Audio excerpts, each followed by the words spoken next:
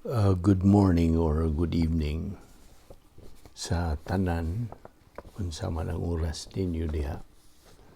Kining maong recording is done exclusively nining taliwan sa among hinigugma igsuon sa akong kapikas nga si nang Fe, inyong nailan nga Mrs.Fe Icamen, ug biya siya kanato kagahapon, ug ako kining i-record alang sa iyang banay ug sa mga close relatives and friends.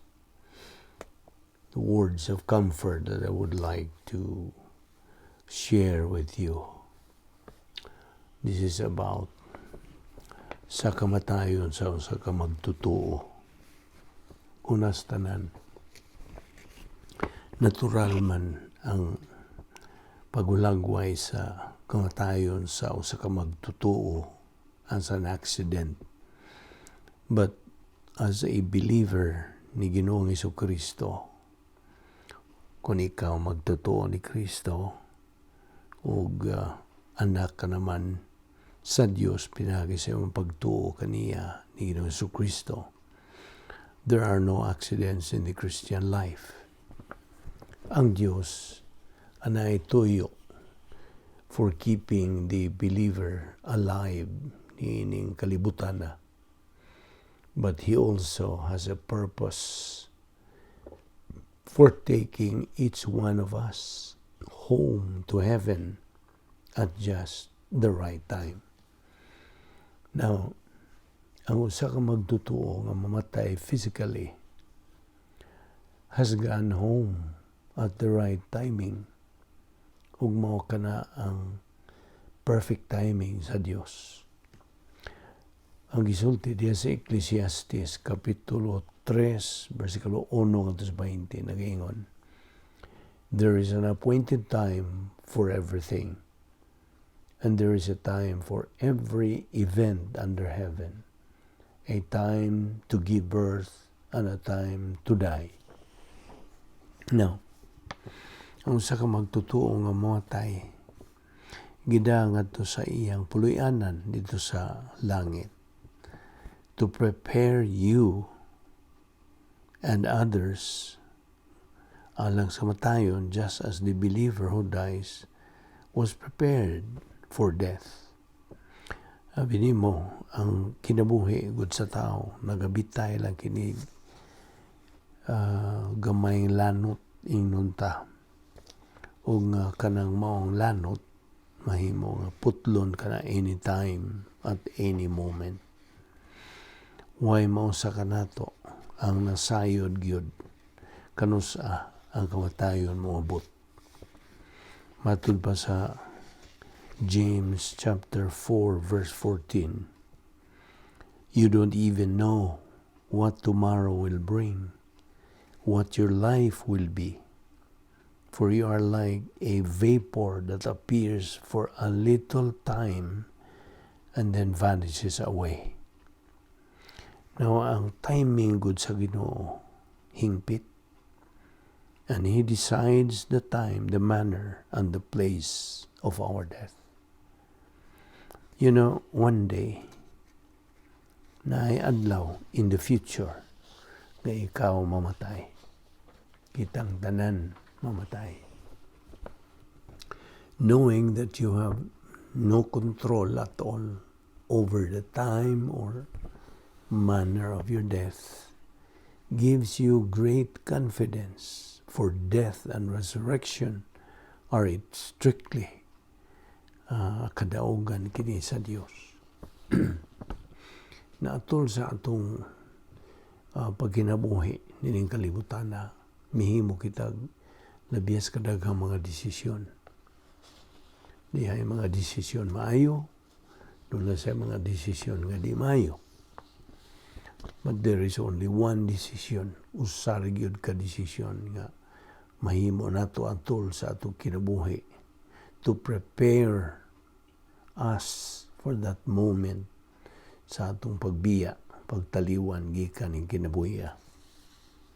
Mao kini ang kinamahinungdanon yung desisyon nga mag-andam kanato sa kamatayon that prepares us for death and dying. Usagod ka hinungdan nga nga sinang Fe namatay was so all of us kitang naibilin might understand sa kamahinungdanon sa dayo ng kaluwasan pinagi sa atong personal nga pagtuo kang Ginoong Hesukristo. Sinang Fe namatay siya so you might have a chance for eternal life. Of course, it's not nang Fe who gives us eternal life. Ang iyang kinabuhi, ang iyang kamatayon, naghahatag ka nato og kahigayunan nga kita makadawat sa dayon nga kinabuhi gikan sa Dios. Ang Ginoo often takes people from this life aron sa ingon niya na others might hear this message. Ang panahon, God, as we know it, is just a drop in the bucket. Ikumparar ka na sa eternidad.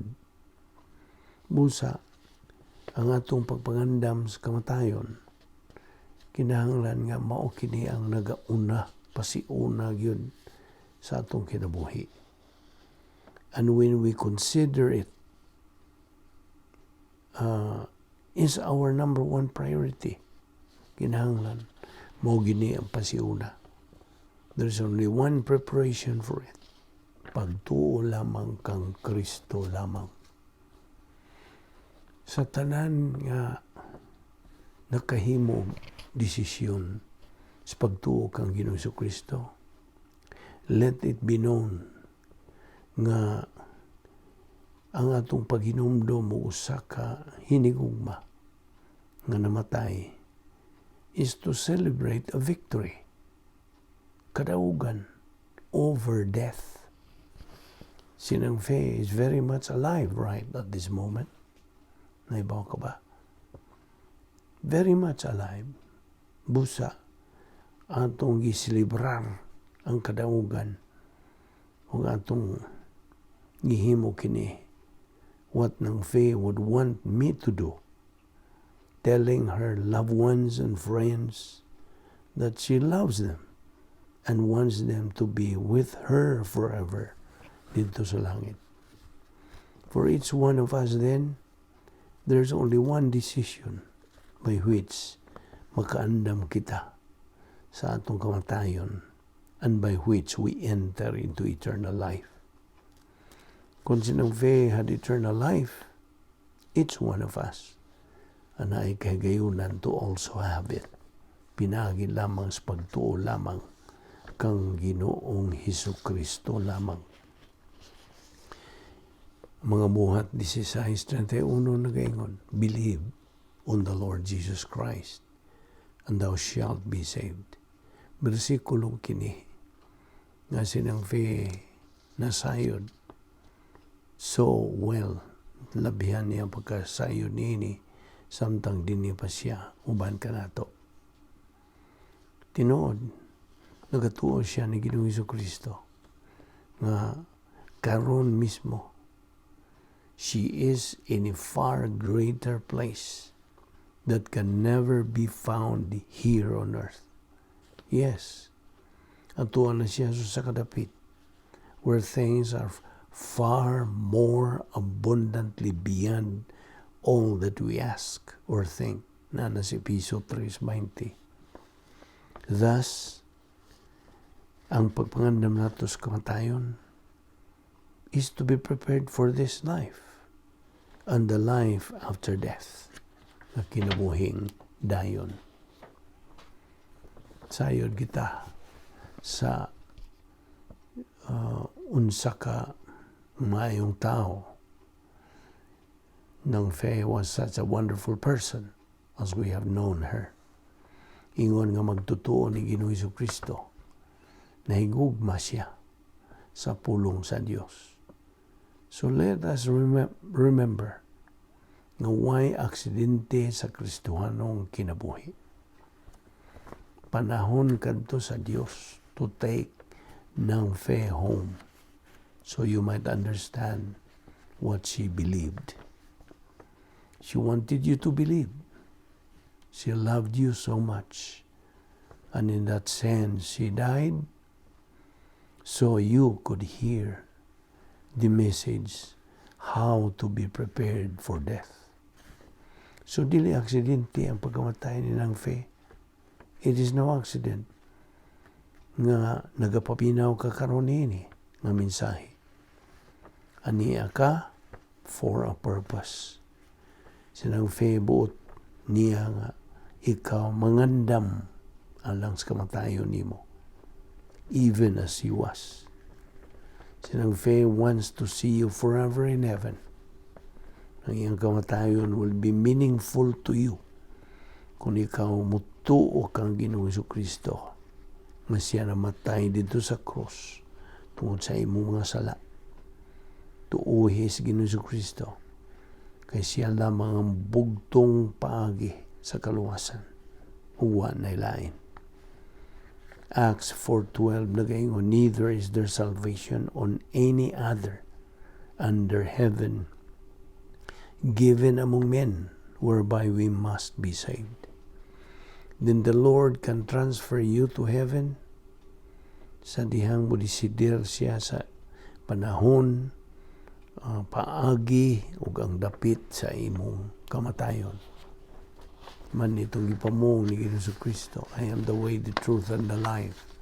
No one comes to the Father but by me.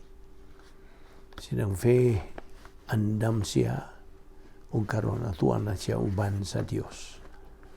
They now have a grand reunion sa iyang mga hinigugma.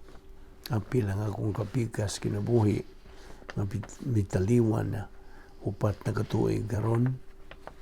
Ang iyang inahan, amahan, iyang igsuon nga si Bibi o sinungdodong ang bana niya ng Fe. They are now in heaven. They have a grand reunion and very, very happy. Samtang we will miss ng Fe very much, the Lord had an infinitely greater plan for her life. That she might depart from this life, that she might go through her valley of the shadow.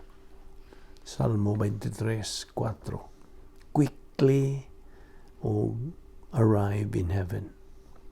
Karon na kay kahigayunan to learn about the Lord Jesus Christ. And to ng Fe's family and friends, life must go on.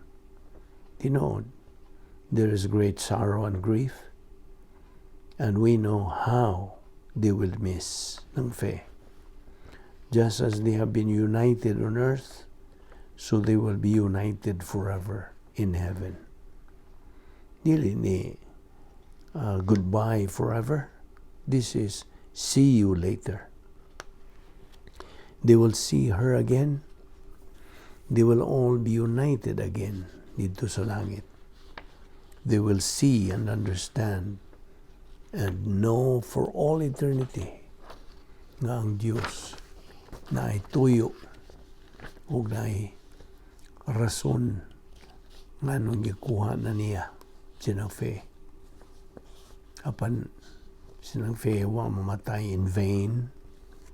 God had a purpose, and that purpose can be fulfilled right now. So in the privacy of your soul, minsan nagpipila ka mga sentences in thought only sa imong una-una, inaudibly, mahimong tuganan na nimo ang Dios nga amahan nga ikaw nagatuo kang Ginoong Jesucristo, and in that moment manag-iya ka o kinabuhing dayon. So simple. In that moment, you have assurance and guarantee of victory over death. So kini ang imong pribilehiyo, your privacy, and your opportunity. Magampo ta. Ama namong langit nun, salamat ni ining higayon nga imong gipakita kanamo how fragile life is. That what you said in your word, life is just a vapor, that it can just vanish away anytime.